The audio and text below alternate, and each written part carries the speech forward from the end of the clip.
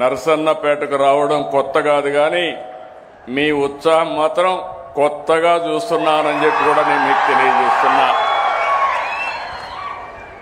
మీ అభిమానం, మీ ఉత్సాహం చూస్తా ఉంటే నేను రాత్రింబగళ్ళు పనిచేసినా, ఎంత కష్టపడి పనిచేసినా మీ ఆనందం చూసిన తర్వాత, మీ అభిమానం చూసిన తర్వాత ఇంకా ఎక్కువ కష్టపడాలని నిర్ణయానికి రోజు రోజు నేను పెంచుకుంటూ ముందుకు పోతున్నాను. నా మనసుకు దగ్గరుండే 4 కార్యక్రమాలు. ఒక కార్యక్రమం రాష్ట్రం మొత్తం పరిశుభ్రంగా ఉండాలి.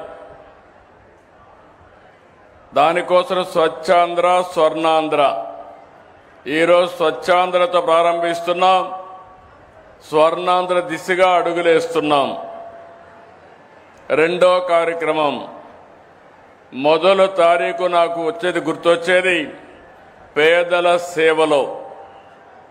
నేను ఎక్కడున్నా ఆ రోజు మాత్రం మీ దగ్గరికి నేరుగా వచ్చి మీ బాగోగులు తెలుసుకుంటూ, ఈ కార్యక్రమంలో పింఛన్లు నేరుగా నేను ఇచ్చినప్పుడు నాకుండే ఆనందం నా జీవితంలో ఎప్పుడూ ఉండదు. అర్హులైన వ్యక్తులకి, అవసరమైన వ్యక్తులకి నేనేదో ఇవ్వడమే కాకుండా నేరుగా మీకు గౌరవంగా అందుతుందా లేదా అని నాకు 2 టీంలు ఉన్నాయి. ఒక టీం చూస్తే మా అధికార యంత్రాంగం, జిల్లా అధికార యంత్రాంగం ఇక్కడే ఉన్నారు. ఈరోజు నాకు మంచి పేరు వచ్చినా, చెడు పేరు వచ్చినా ఈ అధికార యంత్రాంగం ద్వారానే వస్తుంది. ఈరోజు మనం సాధించిన విజయానికి కూడా మనందరం కారకులం. రెండో టీం నాకు ఎప్పుడూ అనునిత్యం నాతో ఉండేది మా తెలుగుదేశం పార్టీ కుటుంబ సభ్యులు. Beauty of democracy. అధికారం ఉంటే అధికార యంత్రాంగంతో పనిచేపిస్తాం. మిగిలినప్పుడు నన్ను ఎప్పుడు అంటిపెట్టుకుని అనునిత్యం కంటికి రెప్పలా కాపాడే నా కుటుంబ సభ్యుల్ని నా జీవితంలో మరిచిపోలేను. అందరికీ ఒకే మాట చెప్పాను, నా జీవితాశయం పేదరికం లేని సమాజం చూడాలని, ఆర్థిక అసమానతలు తగ్గాలని, అందరికీ జీవన ప్రమాణాలు పెరగాలనేది నా ఆలోచన. దానికోసం పనిచేస్తున్న మిమ్మల్ని అందరినీ మరొకసారి అభినందిస్తున్నా. మూడో కార్యక్రమం కొత్తగా తీసుకొస్తున్నాను. జనాభా తగ్గిపోతా ఉంది. ఎప్పుడైతే ఆదాయం పెరుగుతా ఉందో ఆటోమేటిక్గా కొంతమంది ఒక పిల్లవాడితోనే సర్ది పెట్టుకుంటున్నారు. ఒకవేళ మగ పిల్లవాడు కాకపోతే మళ్ళా ట్రై చేసే పరిస్థితికి వస్తున్నారు. ఇంకో పక్కన మీరు చూస్తే దీనివల్ల 2.1 జనాభా ఉండాలి రీప్లేస్మెంట్ లెవెల్కి.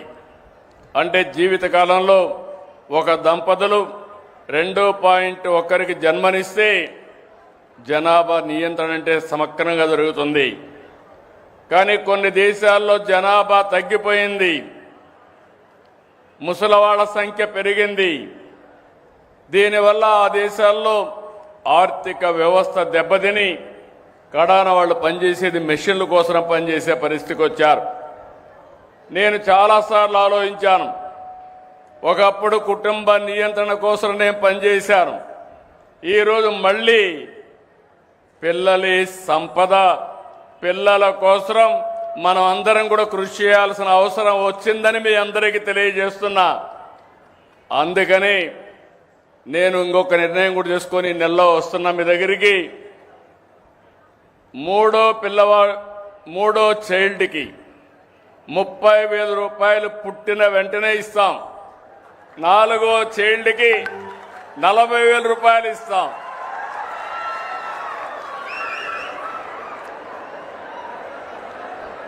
ఇది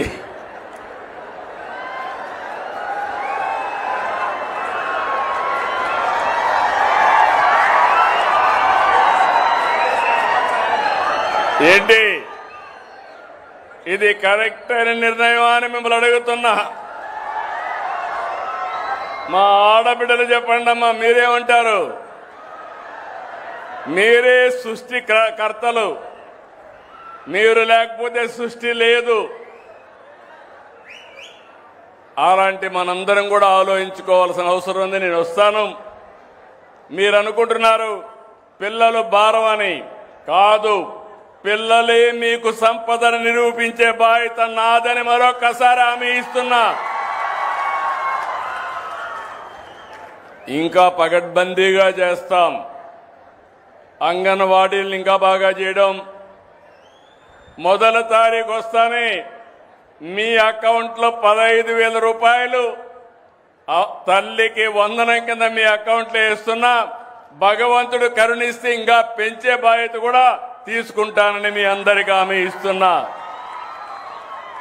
ఇప్పుడిప్పుడు చాలా కష్టాలు ఉన్నాయి, అన్ని అధిగమించాలి. 4వ ప్రోగ్రాం ఈరోజు నేను చేసే పని మీరు చూస్తే 5 సంవత్సరాలు గొడ్డలి పార్టీ చేసిన అరాచకం, మీ ఆస్తులన్నీ మార్చేశారు. అందుకే నేను ఒకటి ఆలోచించాను, జీవితంలో మళ్ళీ మీ భూముల జోలుకు రాకుండా టెక్నాలజీ బాగా అభివృద్ధి చేశాం. Block chain technology, QR code పెట్టి మీ భూములు సర్వే చేసి మీ ఆమోదంతో మీ రికార్డు మీకు ఇచ్చే బాధ్యత సంవత్సరం పెట్టుకున్నా. రాబోయే 2027 మార్చికి ఎక్కడా భూ తగాదాలు లేకుండా చేసే బాధ్యత ఈ ప్రభుత్వానిది. Please subscribe to Leo News for more videos.